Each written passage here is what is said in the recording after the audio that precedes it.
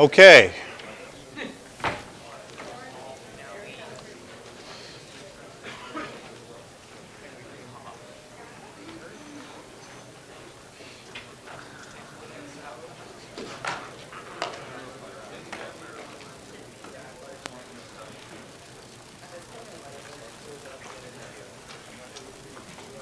All right. How's the volume? Good enough? Excellent. All right. Before we begin with the real lecture, anybody want to ask me some questions? Yep. Is the server testing part working? The server testing part, I believe the TA made it live yesterday or earlier this morning, so you can try it.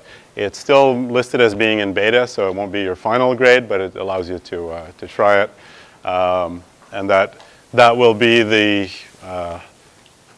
collection of tests we use unless we find some real problem with them.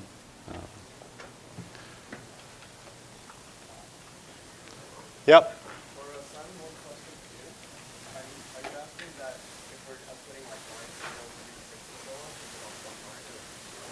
No. Each input line gets its own output line. Just that the ones that are congruent to 0 mod 3 come first, and then 1 mod 3, and then 2 mod 3. Yeah.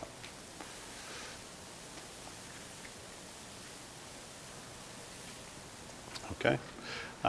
Nice thing about all of these is, I mean, deliberately or not deliberately, but somehow necessarily English is not a formal specification language, but you have the server, which will tell you pretty quickly if you misunderstood the question.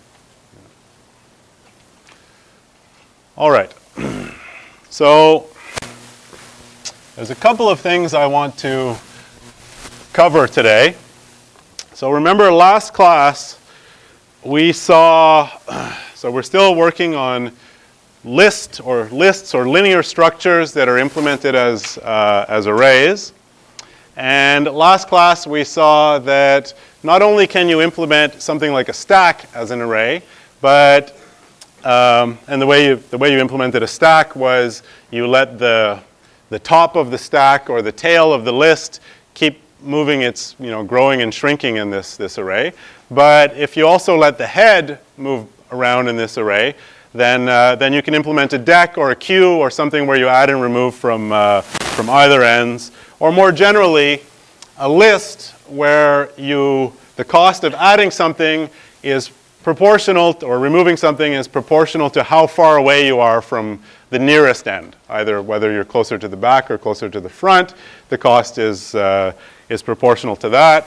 We wrote that as the cost to do an add or remove at position I is O of 1 plus the minimum of I.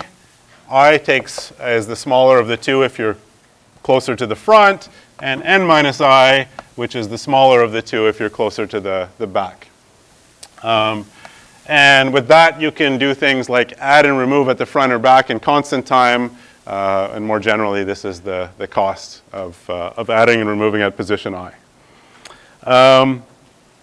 And what I'd like to show you today is a couple of things. One is another way to achieve this result by doing something, something nice and clever, and that's by gluing two stacks together. And as much as we have time for, I would also like to show you, and this will finish off what we're doing with lists implemented as arrays or linear structures implemented as arrays. Talk a little bit about space and space efficiency and how well these structures do, and maybe look at a structure that is more space efficient than we've looked at. Okay. So let's remember from a deque, what we would like is something that has two ends that we can easily access things at, and easily and cheaply access things at. So there's this end over here,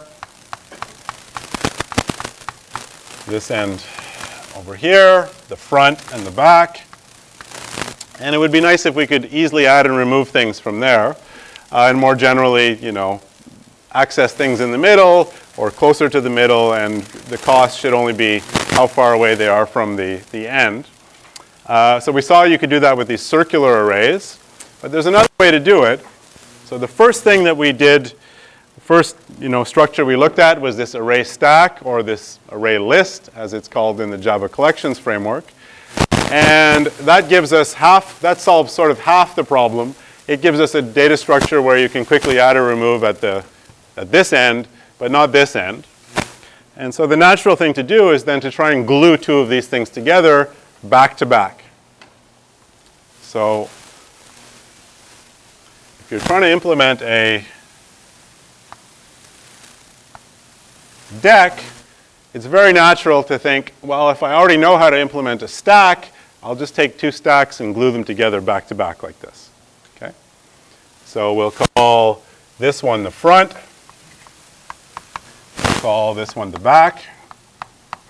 And think that these are implemented as array stacks. And this one, the back, is, we think of it as being ordered the normal way. This is index 0 in this one, index 1, index 2, index 3, 4, and 5. But the front is turned around. So 0, 1, 2, 3, 4, 5. And so it is cheap for us, because these things are array stacks, to add and remove here, and it's cheap for us to add and remove here. It's really not good to add and remove at the middle because, because that's where array stacks are bad. Okay, so these are the indices for the two individual array stacks that make up this data structure. So there's two of them, front and back. But they're supposed to represent a full list whose indices are starting here at the front, 0, 1, 2, 3, 4, 5, 6, 7, 11. Okay, so this is represents a list with 12 elements. They just happen to be split across, the representation happens to split them across these two array stacks here. All right, so if we want to implement the list interface, we'll start with the easy stuff.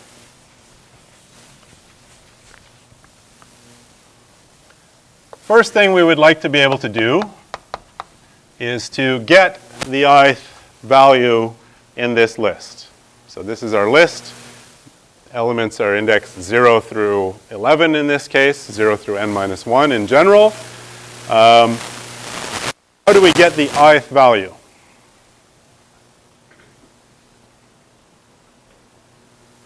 Yep.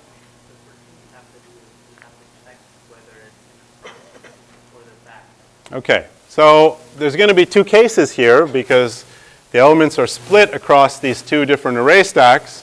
So we need to figure out which one we're actually I is referring to.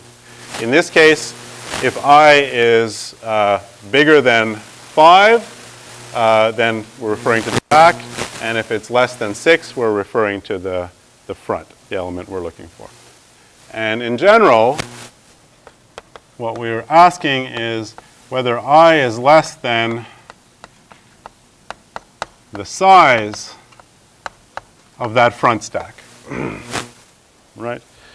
So the front stack has 6 elements. If we want an index I less than 6, then we'll find it in this stack. And then there's two cases. It's either there or it's going to be in the back. Okay. So let's start with the easier case. If it's in the back, what position is it at in the back?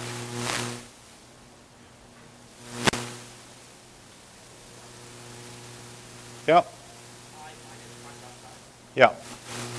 So if that's the case, we can just return back dot get I minus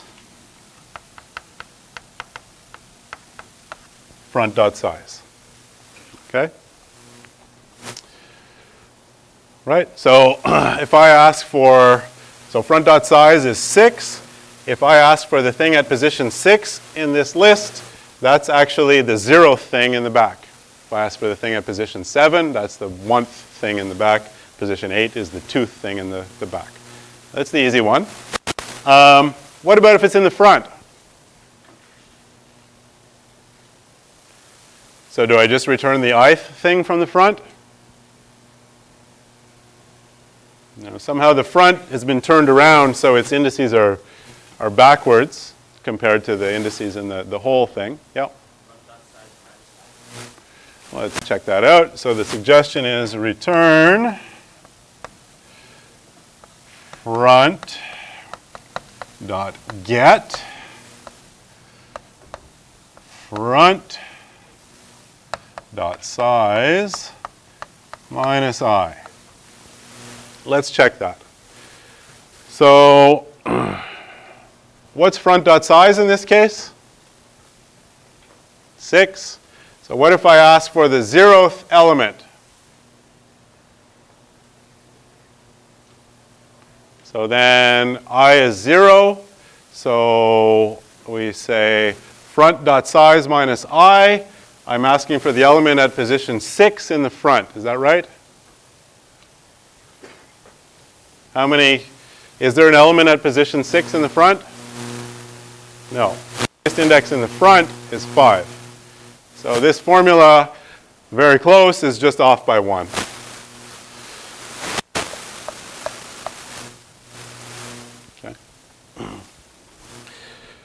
So let's check that. If I ask for the element at position 0 in the whole thing, then I take front.size, which is 6. I subtract 0, which is still 6, and I subtract 1, which is 5, which is exactly this thing here. And you can check for other values that this works. The other extreme case is when I ask for the element at position 5. Then I take 6 minus 5 minus 1 gives me 0, which is the index that I want in there.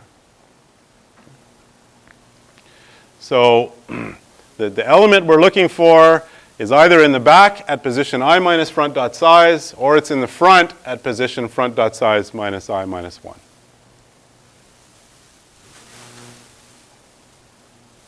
Is that clear?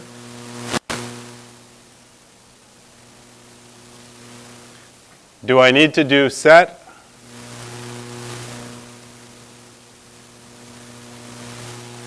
So set IX just looks exactly the same as this, but instead of returning get, you call set and set this value to x. Here you set this value to x. Okay. So the only difference is you put an x there, you change these to sets, and of course they take an extra argument x. So that just changes the ith value in this thing to be x. So far so good. And if we care about running times, how long does this take?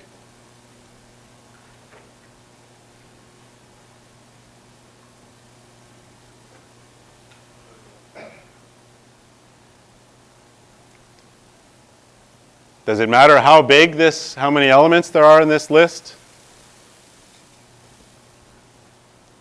Right? These things are arrays. We can access any index, subtracting and a comparison here.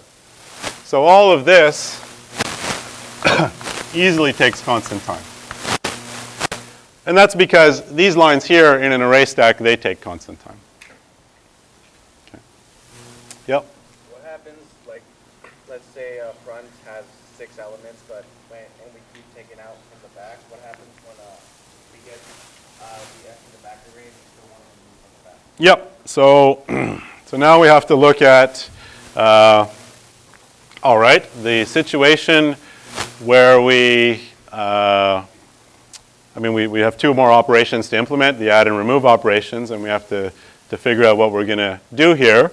But your correctly figuring out what the difficulty will eventually be. And that difficulty becomes obvious if you remember that a deque can be a stack or a queue or even more than that. But if you think of using it as a queue, then you'll always be adding to this thing, and you'll always be removing from this thing. And that surely can't work because this will always be empty and this one is always going to be growing. So clearly we have to do something to manage the fact that sometimes these things will become empty. Okay. So let's look at what happens when we want to add something.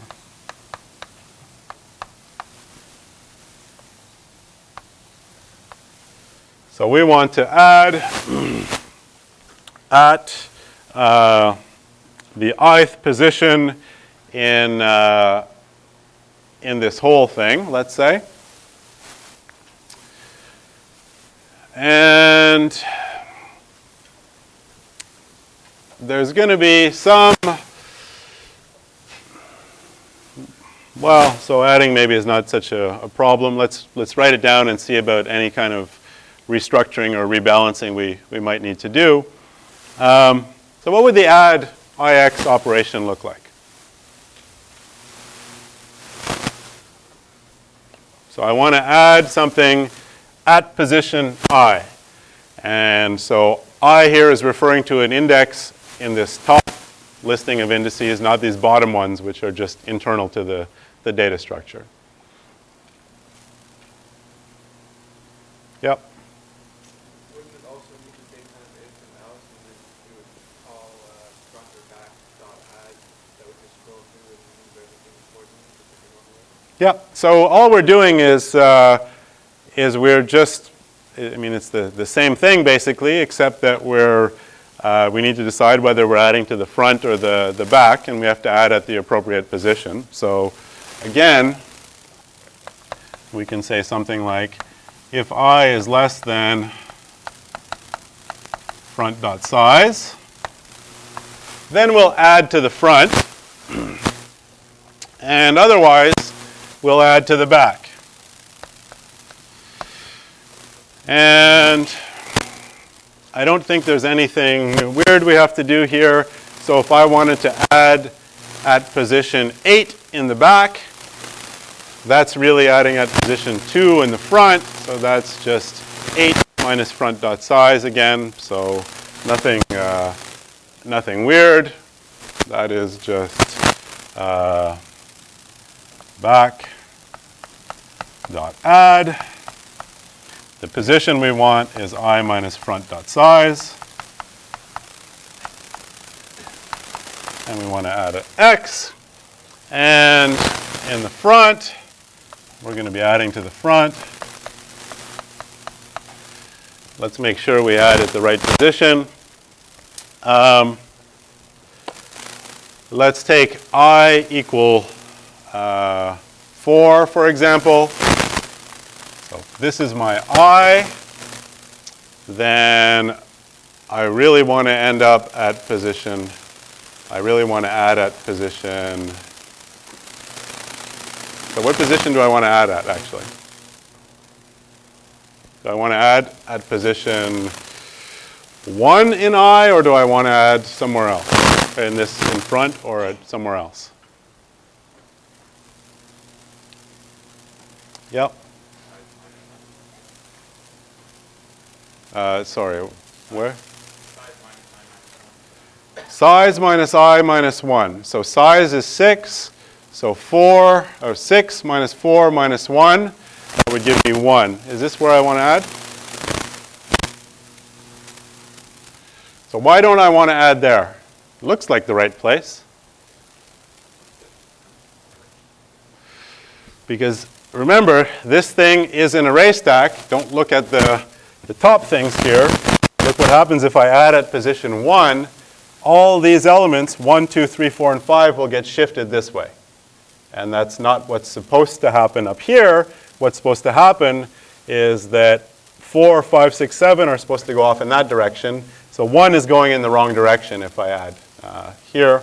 So I actually add here at position 2. Okay.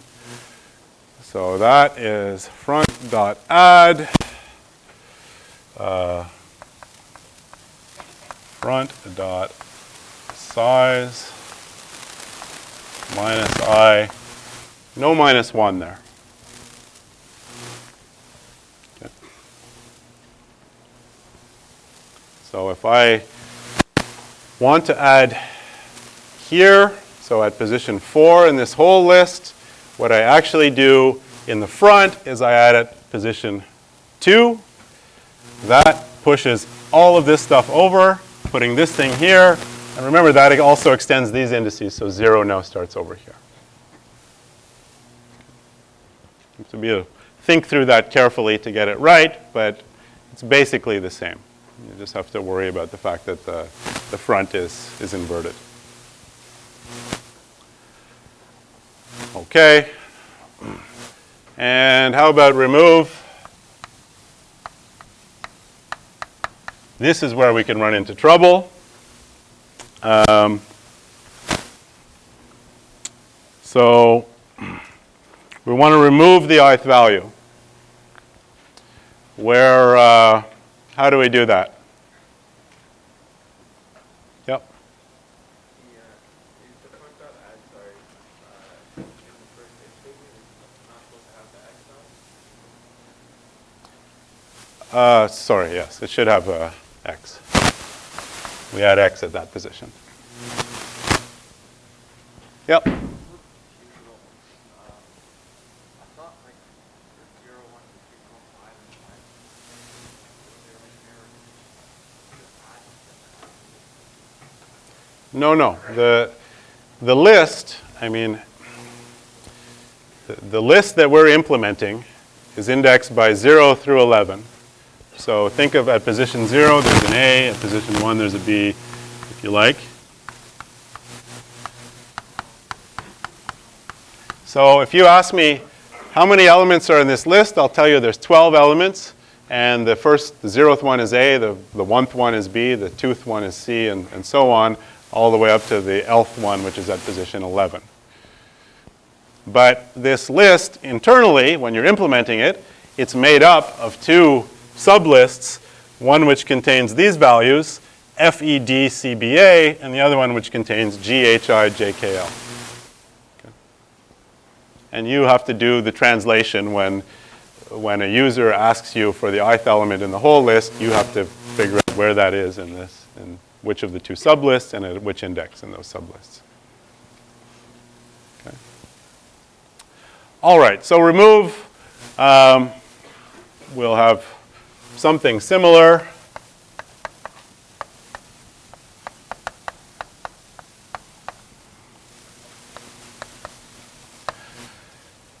So if I is less than front.size, then what do we remove? So let's say, again, in this picture, imagine I wanted to remove the element at position 4. That's this E here, which is the element at position 1 in this list. So our original formula still works. Front.size minus I minus 1.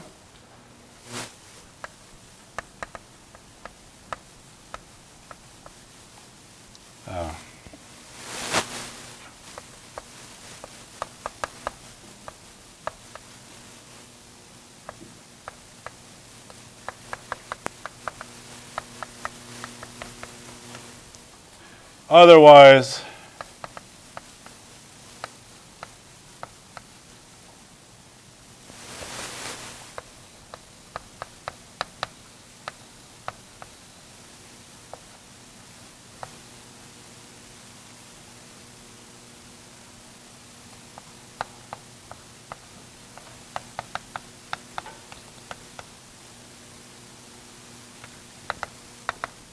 okay, so that's the code for remove. It just goes and removes the appropriate thing from the front or the back. It's all good. Okay. Now, if we want to analyze these things, in terms of how long they take, this is where things get a little bit, where we run into the problem that was alluded to earlier. Imagine we're using this thing like a queue. So we're always adding at this end, and we're always removing from this end. So we could imagine we start with an empty one.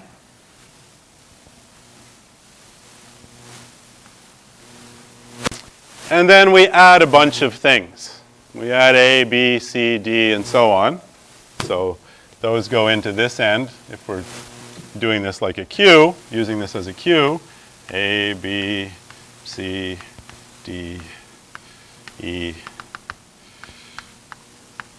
as many as you want. And now we call remove, which is supposed to remove something from this end. What happens? Does it work? Yep. Front size is 0. So remove from this end is asking us to remove the 0th value. So we say, is 0 smaller than front.size? So is 0 smaller than 0? It's not. So we remove from the back. And so we're going to remove from the back, and we're going to remove position 0 minus 0 from the back. So the code actually works. And it will remove A. But then that's not so good, because that means everybody else has to fall back to fill in this gap left by A. So B has to get copied here. C has to get copied there. D, E, F, and then finally Z moves back one position. But in this case, we're never going to use, if all we're going to be doing is adding from this end, removing from this end, we're actually never going to use the front. It's not going to be any more efficient than if we had just tried to use a single array stack, and we know that that's not efficient. So if that's all we do, then the remove operations are going to cost us O of n time each time, because we're always removing the 0th element here. So we need to do something a bit more clever. And what we're going to do is introduce an invariant here that says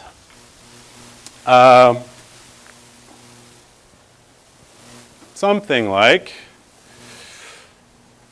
well, we'll introduce a method called rebalance. And what's rebalance going to do? It's going to look at the sizes of these two things, and if one of them is getting much bigger than the other, it's going to redistribute the elements among them. Okay? So in rebalance is something like,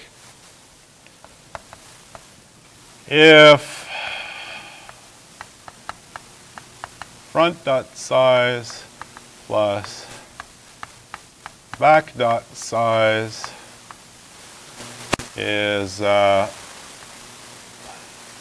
say, only one element in the entire thing, because it either has to go in the front or it has to go in the back.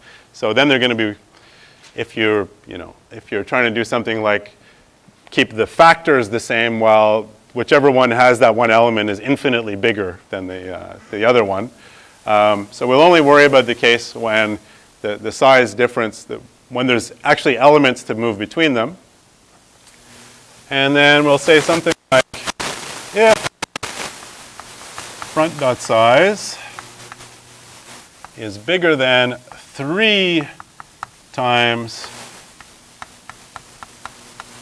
back.size, that looks bad, right? That means that the thing is heavily weighted towards the front. So that's a picture that looks like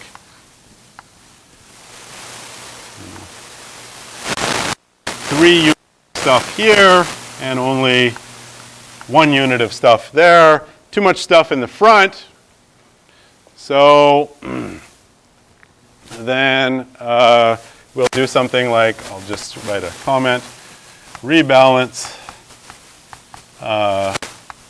as perfectly as possible.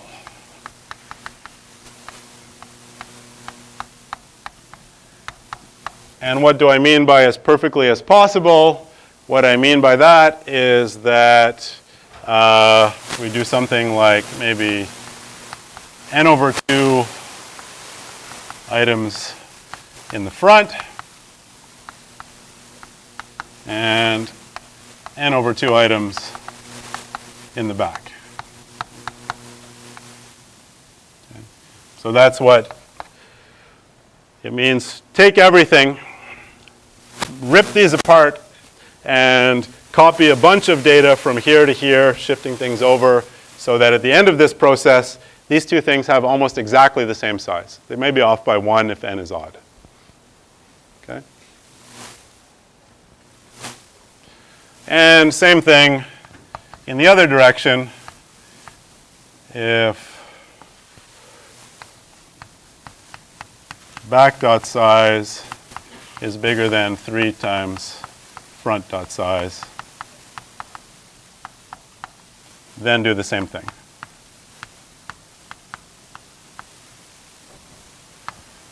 As perfectly as possible.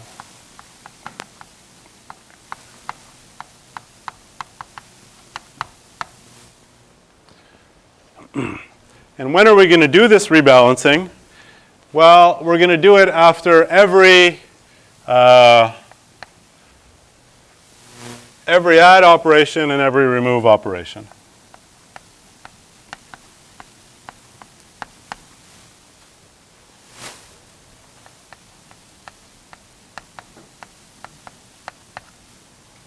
Okay?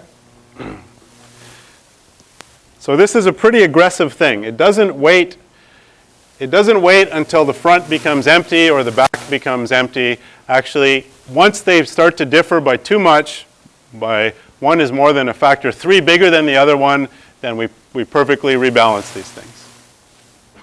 Okay?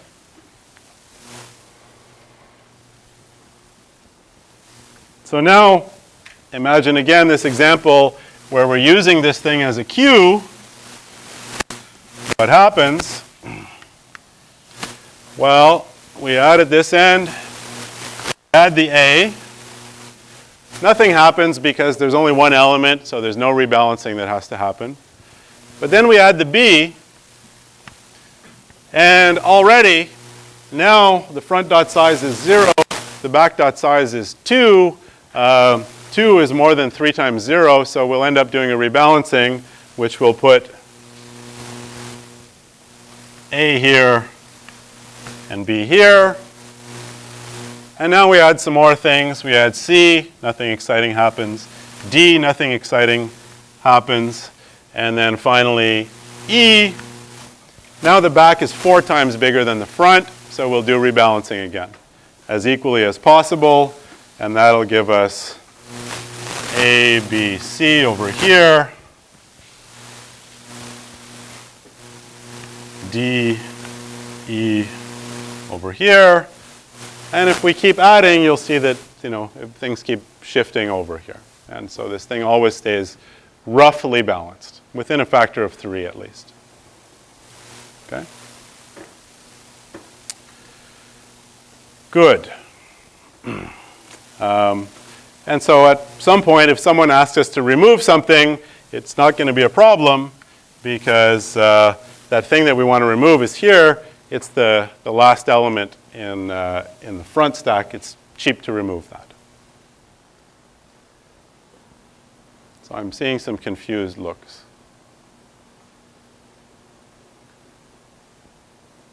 No? So who's terribly confused? Okay. Good. Thank you for saying so. Is there something I can clarify? Specific question? Who understands everything that I've said so far? Okay. And then there's a lot of people in between. Okay. So the idea is keep these things roughly the same size, where roughly the same size means they don't differ by more than a factor of 3. Now, and the hope is, well, that will help us with this problem that one of them, you never have one that gets empty and then you're digging into the other one for something that should be fast. So let's check this out. So we analyzed set, and get, that was easy. They take constant time, and this rebalancing doesn't change that. Now, let's take a look at this add operation. So let's pretend we don't know exactly what's happening inside of here. All we know is that we have this thing. Contains n elements. It happens to be split in two somewhere, distributed between the front and the back. And we've always been rebalancing, so we know something about where this split is. We don't know exactly where it is, but there's a range.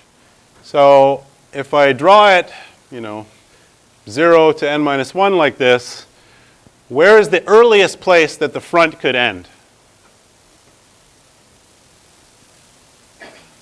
Roughly. What's the earliest index where the front could end? Yep.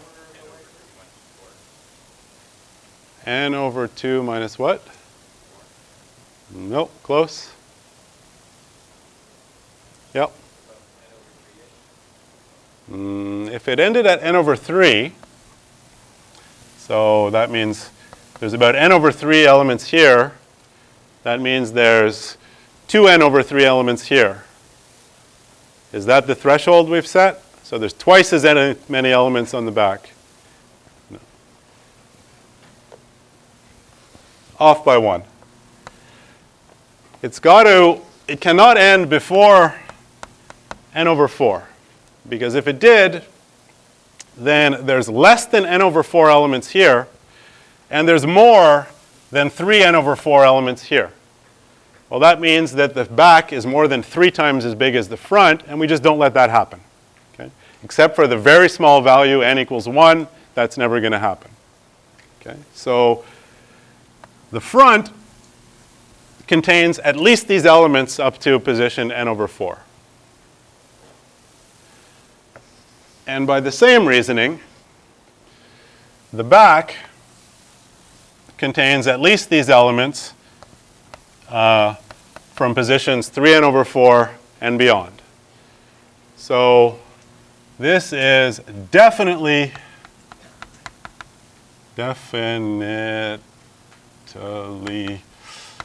front. This is definitely in the back. This stuff here, I don't know. It could be in the front or it could be in the back. Okay? But now,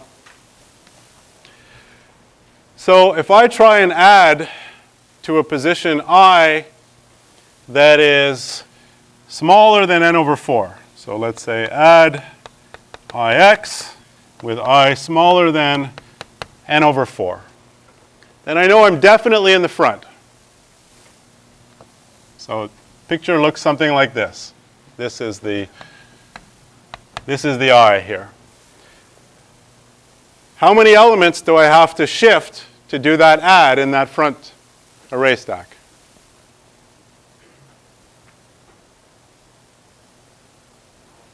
I, right? These I elements are going to get shifted over here. In fact, it's I plus 1 elements. Okay? So if I do this add and I is smaller than n over 4, so for example, I is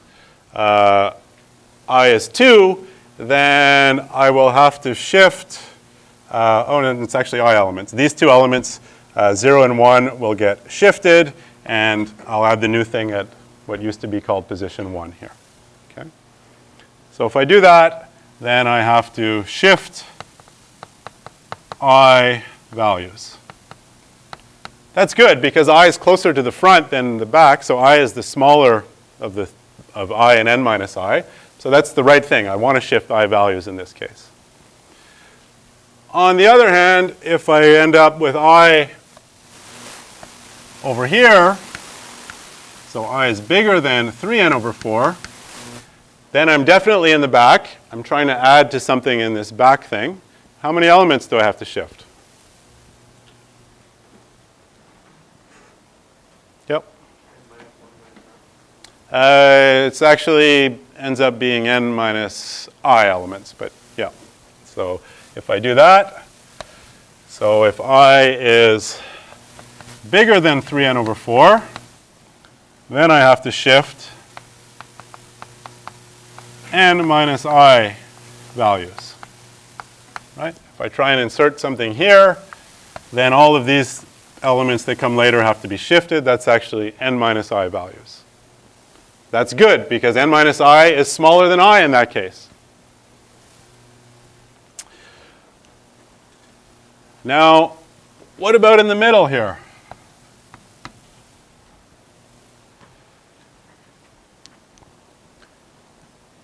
Yep. Then you shift the minimum of I or n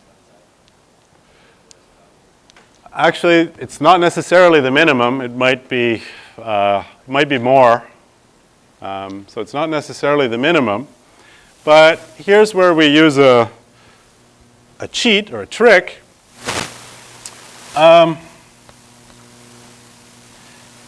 We might have to shift up to 3n over 4 values.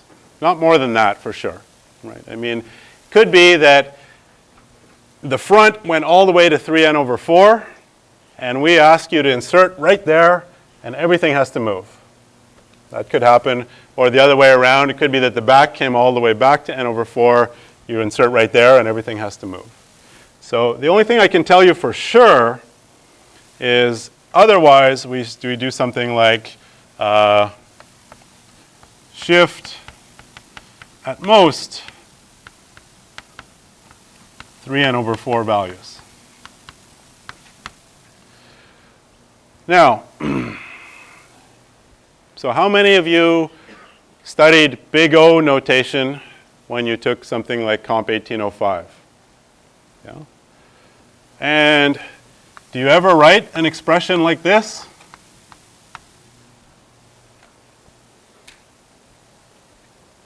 Is that something you typically see inside a big O notation? Why not?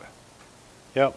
Because if it's it's essentially being divided by a constant, and since n will grow at a much faster rate than the constant, so big O of n. Yeah. So the whole point about big O notation is that it ignores constant factors.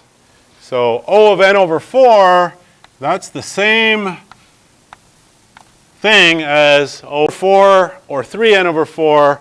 I is actually just O of n. It doesn't matter.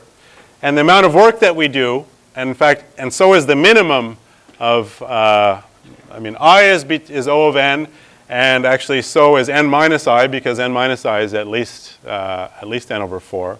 So here we shift, you can write this as, we know it's at most 3n over 4, but that's just O of n values, which is also the same thing as O of I values, which is also the same thing as O of n minus I values. There is no good minimum. None is significantly smaller than the other in this case. If I is really small, then yes, I could be much smaller than n minus I. If I is really close to n, then n minus I could be much smaller than I. But if you're in the middle here, neither one is much smaller than the other. And big O notation hides exactly that. Okay? So actually, this add operation, if we don't worry about this rebalancing, then it does some shifting when we do this and when we do this.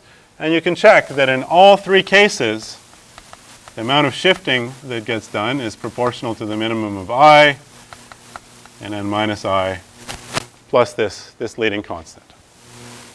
Okay.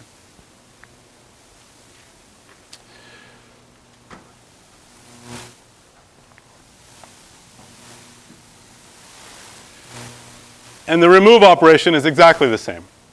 I mean, the analysis of the remove operation is exactly the same. Okay? So we can write down an incomplete theorem again, like we always do, ignoring the hard stuff.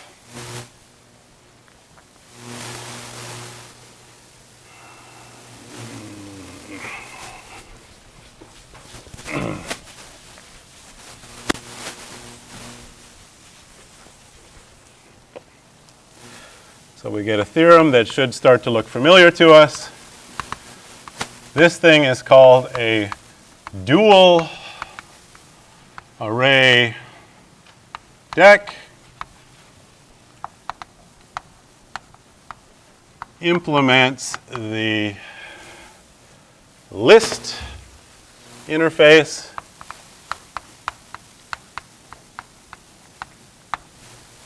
and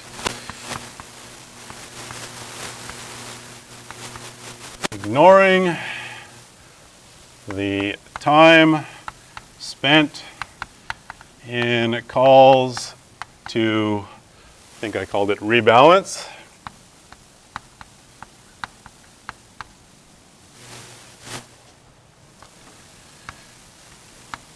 You can get the ith element and you can set the ith element in constant time. And you can add an element at position I or remove the ith element in O of 1 plus the minimum of I and n minus I time. Okay?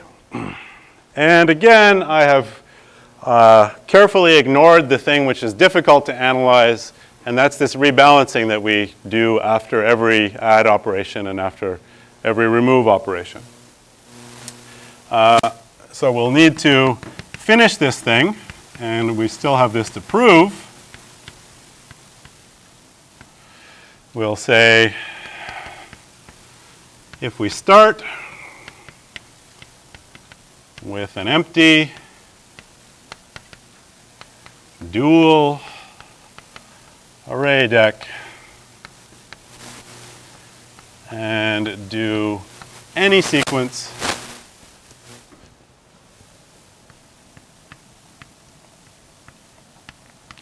of m add and remove operations,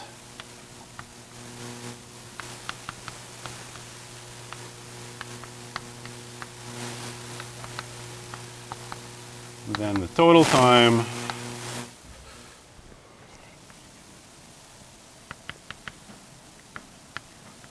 spent in calls to rebalance is, anybody want to guess? O of m. It's going to be, we have to prove this still, so this is still to prove. It's just going to be proportional to the number of add and remove operations we've done. So on average, these rebalancing operations, even though they're super destructive, expensive operations when they happen, they don't add more than a constant to the average cost of an add and remove operation. The idea is that they shouldn't happen very often. Okay. All right.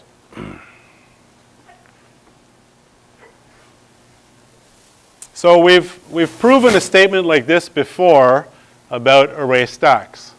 And in ArrayStacks, it was the resize operation that we were studying, this operation that allocates a new array and copies everything over to it.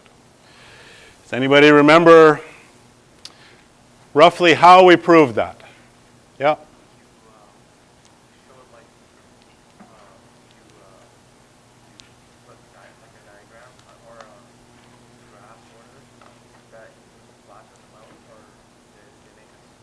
Yeah.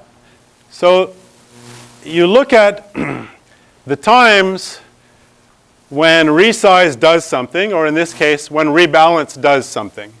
So when the thing is badly unbalanced and it actually has to move things across these two stacks, look at when that happens.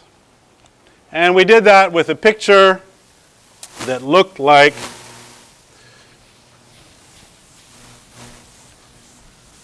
this.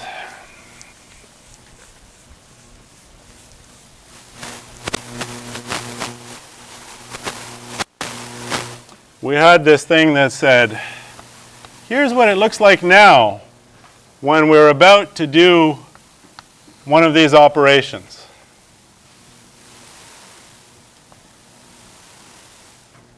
So why are we about to do this thing? Because either the front or the back is much bigger than the other one. So for example, could be because the front contains, or the back rather, contains more than 3n over 4 values in it. Which means that the front must contain less than n over 4 values. Right? That's why we would resize, because 3 times the front is smaller than the back. Now, so that's what it is now. Let's look back at then. Then was right after the last rebalance. So we're just about to rebalance now because it looks like this. What did it look like right after the last time we rebalanced? What's that? No, not full or empty. And now we're talking about this, this dual array deck, which keeps things across both sides. So what does the rebalance operation do? Yeah?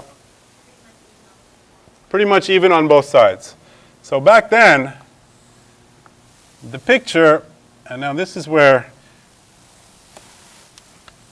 it doesn't get, it's not particularly confusing, but it is, it's not clear what to do with this picture until we see the trick. Picture looked like that, where these two things were roughly equal. And I'm not going to say n over 2 and n over 2, because n over 2, n is the number of elements in the data structure right now. I have no idea how many elements were in it at this point. Okay? Could have been 0, so it's 0 on both sides. Or it could have been 50, so it's 25 on each side, and now there's 100 million at this point. I don't know, there's no relation between the size here and the size here, but I do know that the sizes were the same at this point. In fact, they may have been off by 1. Okay? So now we're going to do a really cool trick. So what I'm interested in arguing is that there must have been a lot of add and remove operations that happened since the last time we did this. And a lot means something proportional to the current value of n.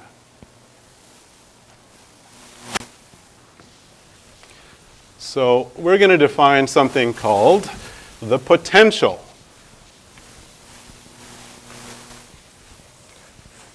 And that's the thing we're going to study. The potential of a dual array deque, dual array deque is, potentials, we always call them phi.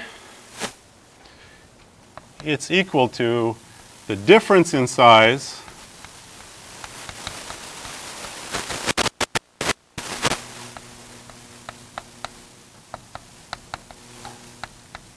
between the front and the back. Okay? So,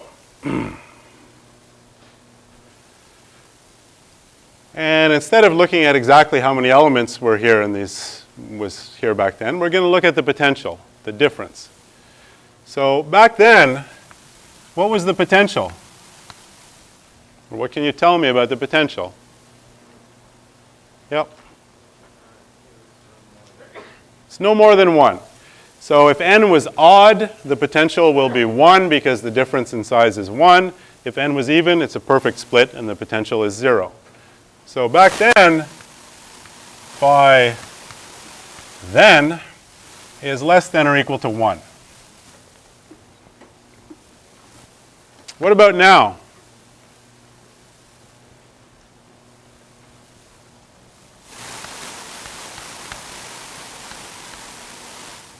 what can you tell me about the potential? Yep.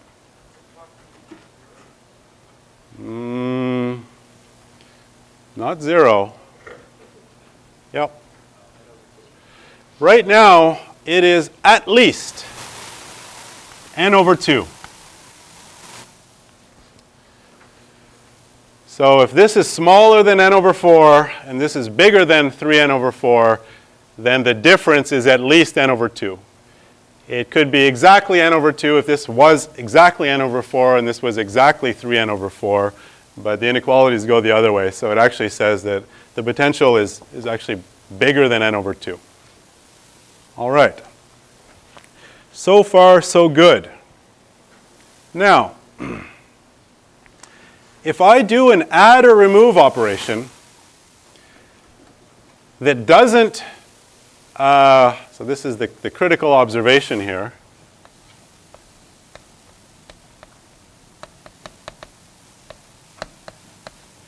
Let's say I add something to this dual array deck, and it doesn't trigger a rebalance. Like, for instance, all of the add or remove operations that happened in this interval did not trigger a rebalance by definition. We said this was the last one before the current one, so none of these caused it to rebalance. What can they do to the potential?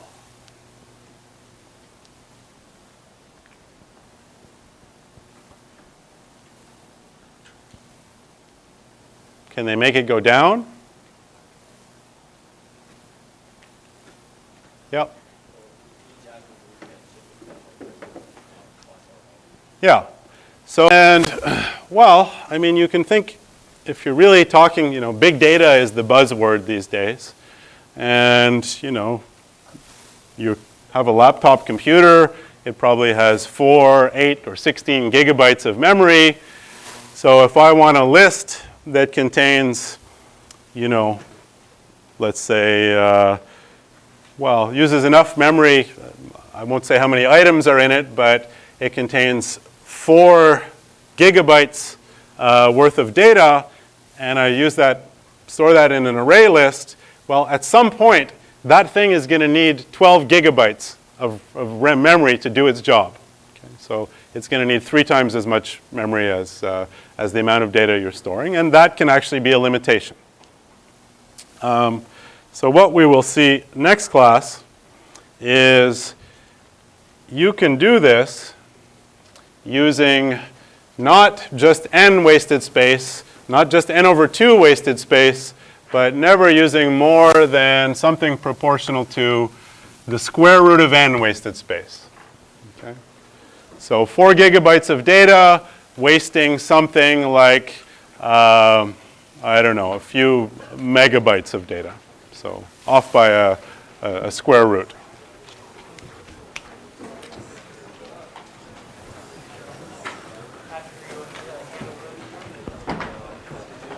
Oh, by the way, there's a CCSS coffee social going on in 9 minutes. Come to that.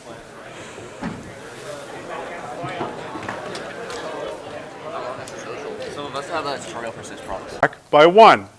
I don't know if it's going to go up or if it's going to go down, but I know that it's not going to change by more than 1. And in particular, it's not going to go up by more than 1. So any add remove operation that does not trigger a rebalancing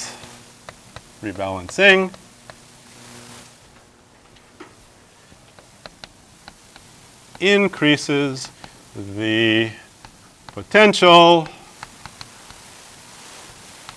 by at most 1. All right, so back to this picture. We started out here with a really small potential, so either 0 or 1, and we got all the way up to this big potential, n over 2. Every time we did an add or remove operation, the potential didn't increase by more than 1, so how many add or remove operations must have happened in here? Yep.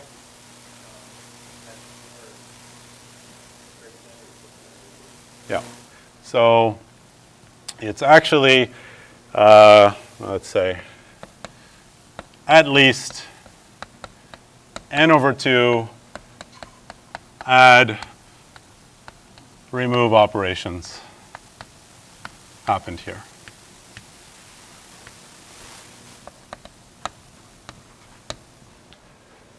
Since then, and leading up to now, we've had at least n over 2 add and remove operations.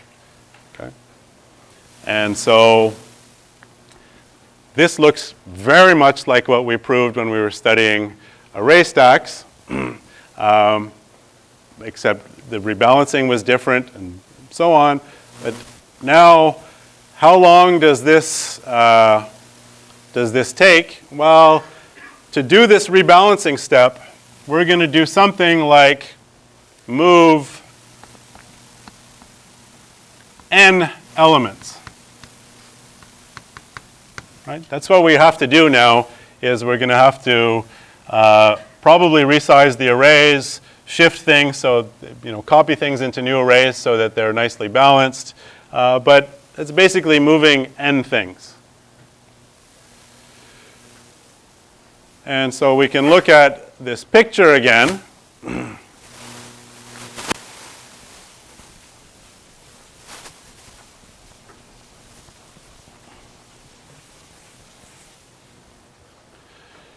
Starting at 0 and counting up to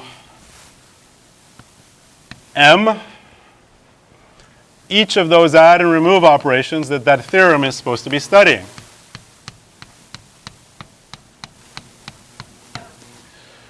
Sometimes those things cause a rebalancing operation to copy a whole bunch of elements, whatever the current value of n is here.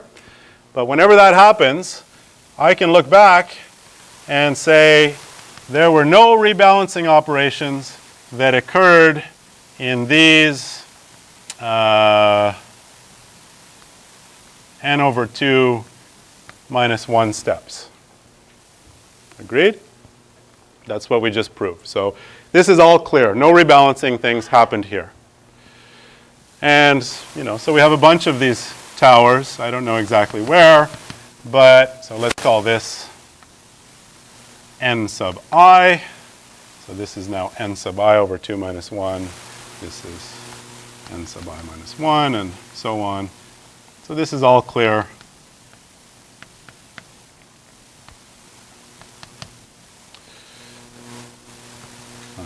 Something like this.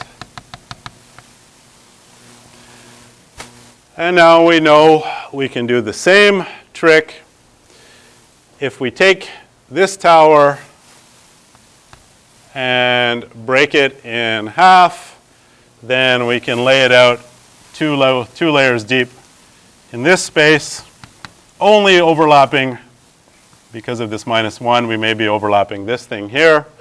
And actually, only one of them would be overlapping. And the same thing, we break this one and we can lay it down 2 layers deep here. And the same thing here. And if you check it out, you'll find that nowhere are we ever more than, well, it's easy to see, you're never more than 4 layers deep if you get some overlap here. In fact, you could show 3 if you actually cared about the constant.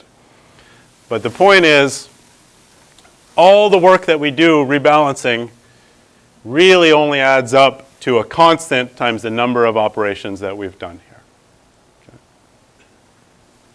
So that's the check mark there. We've proven that. Okay. Any questions? Yeah. So this takes, this does all the operations at similar time to the circular array. So what's the advantage and disadvantage to either one? That is exactly the obvious question here, is why? Why did I just waste an hour and 11 minutes of our time teaching you something that we already know how to do. Well, the original reason for this, and it's still a good reason for this thing existing, is, I mean, you can think of it as, I know how to implement a stack, but I don't know how to implement a deque. So now I do. Now I know that if I can implement a stack, I can also implement a deque using this trick. This is basically just turning two deques into, turning a stack implementation into a deque implementation. But we do know how to implement the deque. So again, what's the point? Well, it turns out that sometimes you can implement, and one of the examples is what's called a min stack. So maybe you want not just a stack. So remember, stacks, you can push something, you can pop something, and well, that's about all you can do with a stack. But let's say you want to add a third operation, which is asking for the minimum. So tell me, I can push things and pop things onto this stack, but at any point in time, I might ask you for the minimum value on this stack. This might be something you want to keep track of because for whatever your application is. Okay? So it's actually really quite easy. It's a pretty easy exercise to design a data structure that does this, this, and this all in constant time. Okay? And I mean, ultimately the trick is just when you push something on here, you keep track of the next thing in the stack that's smaller than this. And you'll find that lets you keep track of the minimum. So it's super easy. Now if someone says, well, I want to do the same thing. I want to be able to keep track of the minimum, but I'm not just interested in pushing and popping from one end, but I'm actually interested in pushing and popping from both ends. So I'm interested in being able to do deque operations. It's really not obvious immediately how you can make a deque that keeps track of the minimum and the maximum, or it keeps track of the minimum in the entire thing. Okay? So for a stack, it's just like you just think, how would I solve this problem? And the first solution you come up with works. For a deque, you think, how would I solve this problem? And basically no solution you come up with works. You try similar things as the stack. They don't work. You end up finding some case where the minimum comes off some end and you now have no idea where the next minimum is. And so, well, the point is now that's not an issue anymore. Because I have a stack that can do all these things, I now also have a deque that can do all these things. I just use two stacks, each of which keeps track of the minimum. And what's the minimum in the entire union of those two? It's just the smaller of those two values. So that was the original application. But in general, it now says, if you need a deque that does something, you don't have to worry about the full generality of the deque. Design a data structure that can handle just the stack operations. That immediately gives you a deque that does those same operations. Okay. That's the purpose.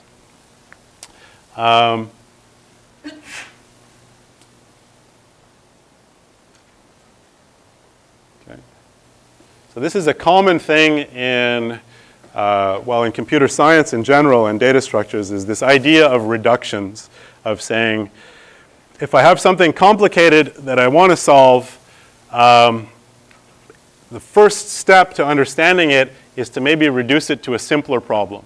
And the complicated thing in this case is implementing a deque. The simpler problem is implementing a stack.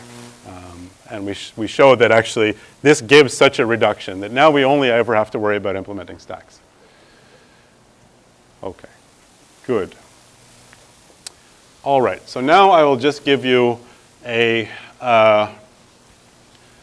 teaser for what we're going to talk about next class. And it's about this idea of space efficiency and wasted space. So the simplest thing we saw was this array list. You store a list in an array. Picture typically looks like this. Okay? And now, if we think about wasted space, what's the definition of that? Well, in a list implementation, that is any memory that is not being used to store a list item.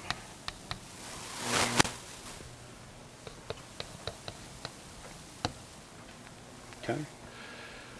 So in this picture here, if this is an array list, where is the wasted space? Yep. Yeah, all this stuff here, this represents wasted space. Anything else? There's two other small pieces of wasted space. We don't think of them. We keep a pointer to this array. That pointer is not a list item, so it's wasted space. And we keep a value n, an integer, which keeps track of the number of elements in this list. That's also wasted space. So these things are wasted space as well. This pointer, this n, these pieces of memory are not wasted, but this is wasted space. So for an array list, how much wasted space is there typically?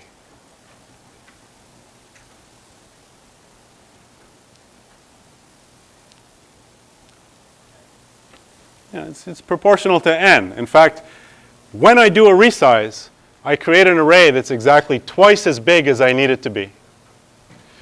And if you think about that for a second, you'll realize, holy cow, that's actually really bad.